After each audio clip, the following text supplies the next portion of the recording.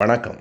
நான் சுபவீரபாண்டியன். ஆப்பிரிக்க கண்டத்தின் தெற்கு பகுதியில் இருக்கிற நமீபியா என்னும் நாடு பற்றி நாம் அறிந்து கொள்ள வேண்டிய சுவையான செய்திகள் பல இருக்கின்றன. அந்த நாட்டில் நமீப் என்று ஒரு பாலைவனம் இருப்பதால் அந்த நாட்டுக்கு நமீபியா என்று பெயர் வந்தது என்பதும், பாலைவனமும் அட்லாண்டிக் கடலும் அங்கே சந்தித்துக் கொள்கின்றன என்பதும், அந்த நாட்டில் ஆப்பிரிக்கான் என்கிற பழமொழியை பேசுகிற மக்கள் இருந்தாலும் ஆங்கிலமே ஆட்சி மொழியாக இருக்கிறது என்பதும் எல்லாம் ஓரளவு அறியப்பட்ட செய்திகள். நாம் அறிந்து கொள்ளக்கூடியது எது என்றால், இந்தியாவும் நமீபியாவும் ஒரு விதத்தில் நேர் எதிரானவை. பொதுவாக நாம் மக்கள் தொகை பற்றி மட்டுமே பேசுகிறோம். பரப்பளவையும் மக்கள் தொகையையும் ஒப்பிட்டு பார்த்தால் தான் ஒரு நாட்டில் மக்களின் அடர்த்தி எவ்வளவு என்று தெரியும். இந்தியாவில் 32 லட்சம் சதுர கிலோமீட்டரில் 130 கோடிக்கு மேல் மக்கள் வாழ்கிறோம். நமீபியாவில் 8 லட்சம் சதுர அடிகள் பரப்பளவு. ஆனால் 25 லட்சம் மக்கள் தான் வாழ்கிறார்கள். நிலப்பரப்பில் நமீபியாவை விட இந்தியா 4 மடங்கு அதிகம். ஆனால் மக்கள் தொகையில்